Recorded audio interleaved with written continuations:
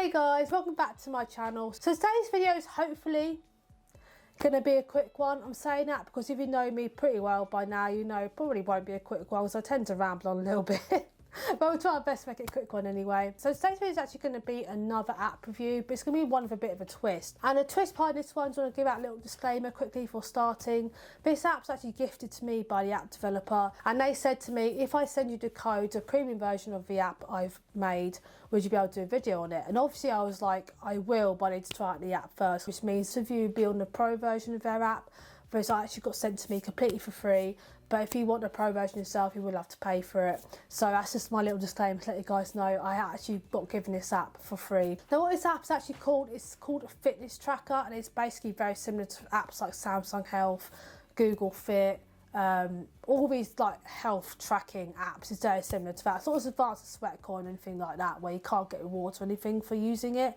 But it's basically, if you want to see how many steps you've done that day, you download this app, it will tell you. But I'm going into more detail about that now, because me just telling you isn't really an app review, is it? I need to actually physically show you. So that's what I'm going to do now. So this is what I mean when I say I'm not trying not to ramble on, but I always do. So what I'll do is I'll go to my fitness folder, and as you can see here, they have all my different fitness apps. A lot of them I don't really ever really use, but I have them there anyway, just for comfort, to make myself feel good about myself. But as you see on the second row down the middle is ActivityTracker, so I'm going to press that now. So this is ActivityTracker. Now unfortunately, one of the biggest cons already, as you can see, is not actually tracked any of my steps today, but that's only because I didn't actually open it up. So you have to physically open up the app before you go out somewhere for it to actually count your steps. So what I'm going to do now is I can still get all my stats from today. So I have actually been out today, I went to work and came back, so I know for a fact I've done quite a few steps today. Definitely have not done zero. So if I go to settings quickly, now underneath sync and data we have import from Google Fit. Now this is very, very, very important. Now this is the only way to get your stats onto this app if you haven't had it open before. So if you go to import from Google Fit, I'll say yes. And what it will do now is it will track all the steps I got on Google Fit. So hopefully I've gone onto Google Fit today. I should have done, annoying ones in the background, so I should have done it. And it will go on to my activity tracker. In a minute you should be able to see how many steps I already have done today. I've got my Fitbit on as well, so I'll know if it's accurate or not. It can take a while as well, so you just have to give it a minute. The reason why it probably shouldn't be too long a video is because there isn't a lot to this app. It's quite basic. So it's completed now, so I'll show you guys now. It is quite a basic app, but it's still pretty decent for what it's been made for anyway. So as you can see now, I've done 5,294 steps. I'm just going to quickly check against my Fitbit. Okay, it's a bit wrong because my Fitbit says 7,857. Don't know if you can see that or not. But yeah, it's slightly wrong by about 2,000 steps. But I think some of that might be because I would go upstairs to get a cup of coffee or something at work and leave my phone downstairs. So I think that's why I didn't track all my steps. So I didn't take the phone with me every single time I went anywhere. But anyway, so this is what will come up. So as you can see, it says how many calories you burnt today, how much you've walked or run. I mean, I'm not too sure what the clock bit is underneath. If the app developer is watching this or anyone knows what that is, please let me know, because at the top of my head right now I can't work out if that's for. If I go to yesterday, because I did a lot more steps yesterday, so I did a run yesterday. But yeah, I did 10.4 kilometers yesterday, 627 calories I burnt apparently. Well, that can't be true again, because with Fitbit it always tells me about a lot more than that. But anyway, and then I've got, again, if you're under 45 minutes, again, I'm really not sure what that means, but yeah. So if I go to the settings now, you can set yourself a weekly goal. Again, I'm not too sure what that is, because it's weekly goal for your activity. So I'm not sure if that's calories, if that's steps, or if that's something else. I think that's potentially steps, but I'm not sure, because sometimes you can do like more than 7,000 steps in a day, but rather than a week. But again, I'm really not sure if that's actually for. Another slight con is they haven't actually stated what that's for. They just put for your activity, so they haven't actually said whether that's calories or steps or whatever. So yeah, that's a little bit confusing, but I'm guessing it's steps anyway. Units, you can have either metric or imperial. I've kind of got mine on, I believe it's metric it's on. Yeah, it's on metric at the moment, but you can have it in imperial units if you prefer imperial units, but I find imperial very hard to understand, so I'm sticking to metric. Got personal profile. You can obviously put your gender, weight, height and step level. I don't know what that actually means, but it does it automatically for you anyway. You can choose, if you know what your step length is or your stride length is, you can do it yourself, but I just leave it on auto, so I don't know how to actually use that. Then you've got a widget option, so you can actually have a widget on your phone. You have like a dark or light theme. I have mine on dark, so everything's on dark theme. Twitter, my phone, everything's on dark theme because it's just easier on the eyes, looks better.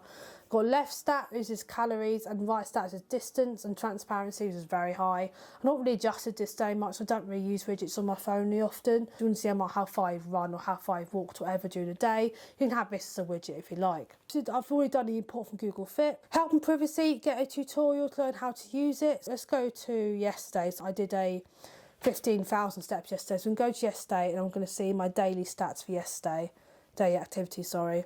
So apparently I'm 376%. Oh yeah, no, it is steps. No, I said about the goal earlier, so I don't know what it's for, but it's 7,000 steps. That is actually steps. So I do 7,000 steps a week, and apparently I've done 376% of my progress towards it, so I've definitely gone way over it. Top here, all the steps I did on certain days of the week. So you can really tell when I started my new job, can't you? Because you can tell by the fact that there's barely any steps one time, and then next thing, there's like loads of steps and loads of distance covered, so you can kind of tell what days I worked and what days I didn't. But honestly, it's actually quite a nice little, decent little app. I know you can get like default apps like Samsung Health and stuff like that, but this one's really easy to understand, completely free. I mean, I know I've got a pro version of it, but I think all the pro version actually does is get rid of the ads. You do get ads on the free version, but apart from that, I don't really think there's much difference between the pro version and the free version. Again, I could be wrong, but as far as I'm aware, there's only adverts on the free version. There's no adverts on the pro version. So I don't think it matters whether you buy it or not. Okay, anyway, that's the end of the video. Hope you guys all enjoyed that. I'm going to give it a quick rating before I finish. I'm probably going to give it a 6 out of 10. Now I know it's not a brilliant score. The only reason behind that is because it's not the most exciting app in the world. Like, I know it's an activity tracker, it's not really meant to be. It's meant to just count your steps and that's it. But I felt like it's a little bit boring. It's not something I'd get out of bed and whenever I left the house I'd be like, right, I've got to turn on my activity tracker, make sure it counts all my steps, blah blah. But at the same time, it's perfect for its actual uses, because obviously most fitness trackers aren't meant to be exciting. I mean, my Fitbit, yeah, it's all well and good. I get no phone notification stuff on it. I mostly use it to tell the time and see how far I've walked anyway, so that's exactly what that app does at the same time. So it's basically just a cheaper Fitbit. In the case of usability and looking for a good fitness tracker app to get, I definitely recommend that because it's easy to understand, it's really simple, and it's a lot cheaper than a Fitbit. It's perfect for someone looking for something along those lines. In the case of usability and what it was built for, I'd give it a rating like 8, 9 out of 10 because it is a fitness tracker. It's not meant to be something exciting.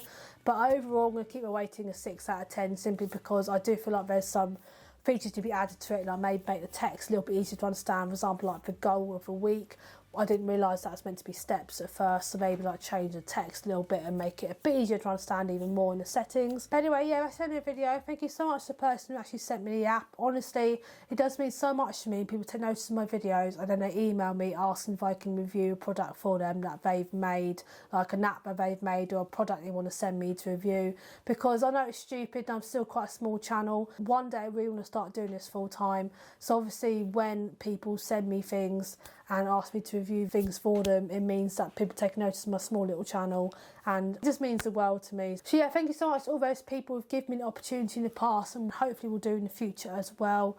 It really does mean a lot to me and helps me grow as a channel, and obviously helps me achieve my ultimate dream of one day going full time. So thank you so much for that. If you'd like to help me get to 2,000 subscribers, which I cannot believe, but I'm pretty close to now, please press the subscribe button down below as well as the bell button, notified whenever I upload, and I will see you guys very, very soon in the next video. Bye!